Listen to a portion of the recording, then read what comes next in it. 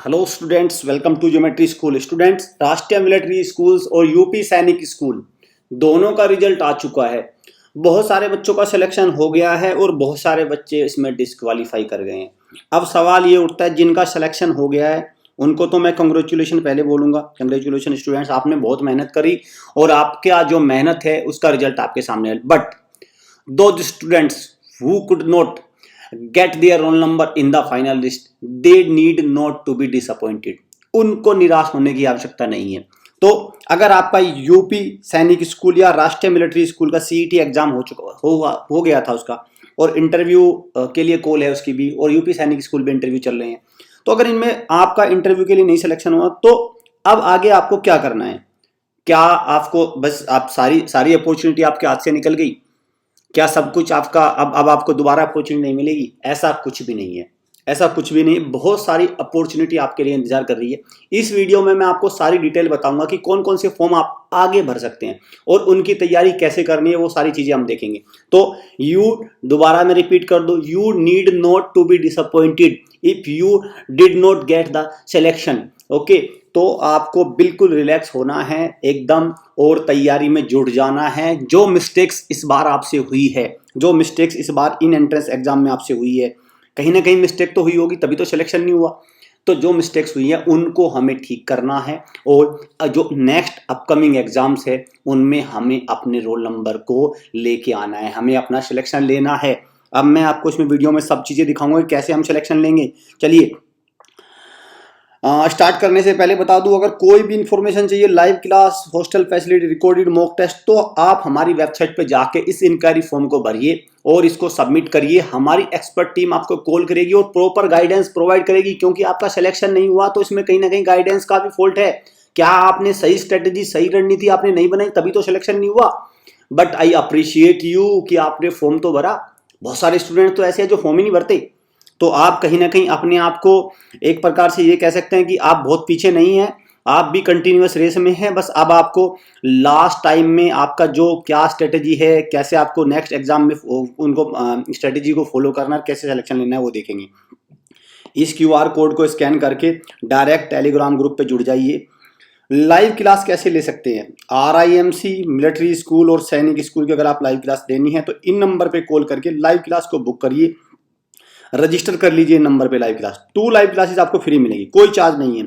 After 2 live classes if you find the teaching way the faculty suitable, तब आपको continue करना है, तब आपको कंप्लीट पैकेज परचेज करिए। डोंट टू बी ग्रेडी, आप लालच मत करिए, क्योंकि एजुकेशन में इन्वेस्ट नहीं करेंगे, लालच करते रहेंगे तो कोई फायदा नहीं होगा। सारे पैसे रखे रखे रह जाएंगे आपके।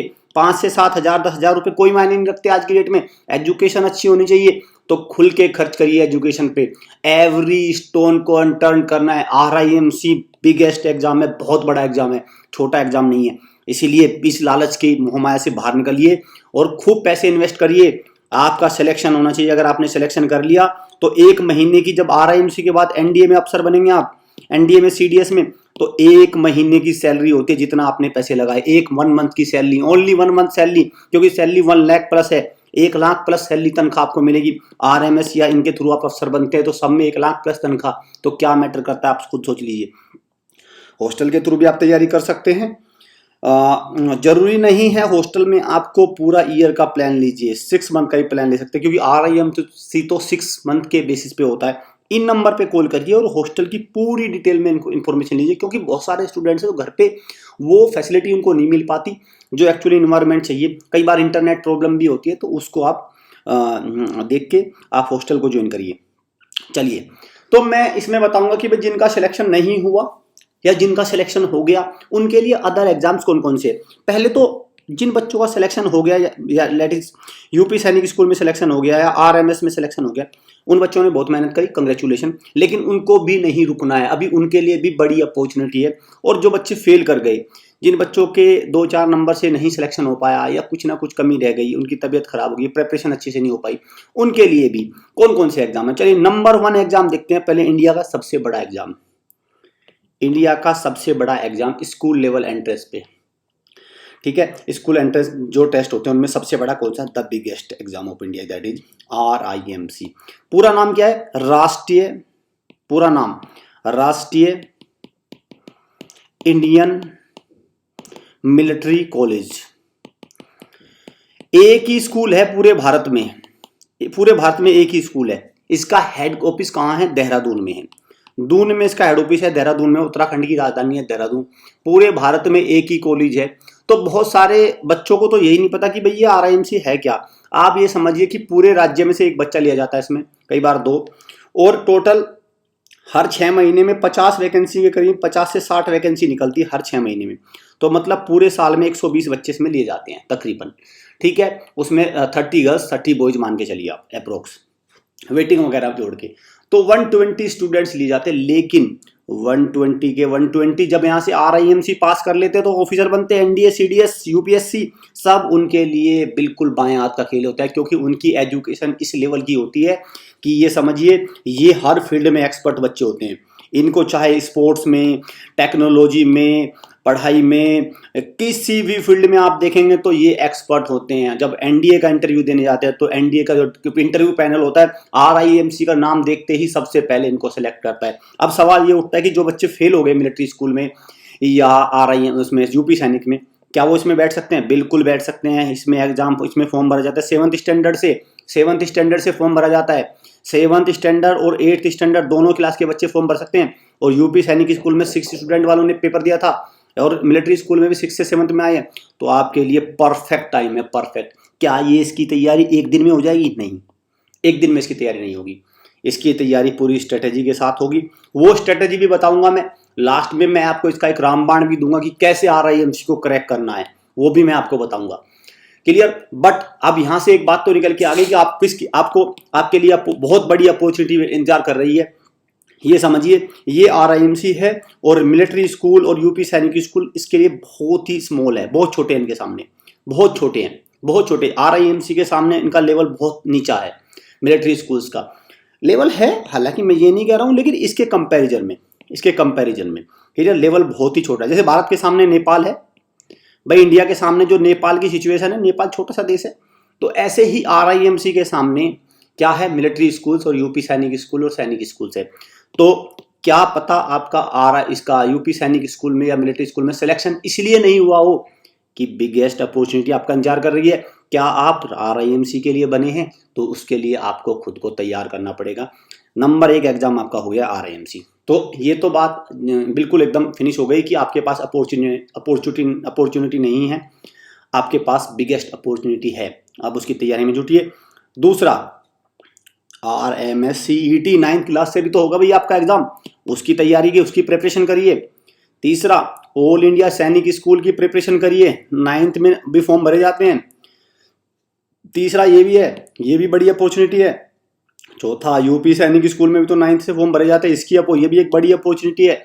तो आप ऐसा नहीं कह सकते कि सर मेरा एग्जाम नहीं निकला, अब तो मेरा कुछ नहीं होगा। नहीं, आपको कंटिन्यूअस मेहनत करनी है। आपको RIMC या CET ये इन बड़े एग्जाम पे आपको फोकस करना है। आप इनको करेक्ट करिए, पोजीशन तो सेम रहेगी।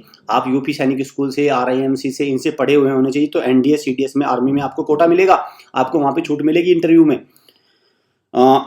और भी नहीं तो JNVST जवाहर नवोदय विद्यालय का स्कूल टेस्ट का भी तो होता है 9th का, वहाँ पे भी आप कर सकते हैं। वो भी अच्छे स्कूल्स हैं। 3 स्कूल भाई, 9, 10, 11, 12 वहाँ से भी अच्छी है, इतनी बुरी पढ़ाई नहीं है। नवोदय की भी बहुत अच्छी फैसिलिटी है, नवोदय में भी, तो आप वहाँ से भी अवेल कर सकते हैं। तो आपको चिंता की तो कोई बात ही नहीं है। आप ये नहीं कह सकते कि सर हमारे पास अपॉर्चुनिटी। अब बात आती है RIMC को कैसे करेक्ट करें। भाई मैं सबसे बड़े एग्जाम की बात करूँगा, उसको कैसे करेक्ट करना है।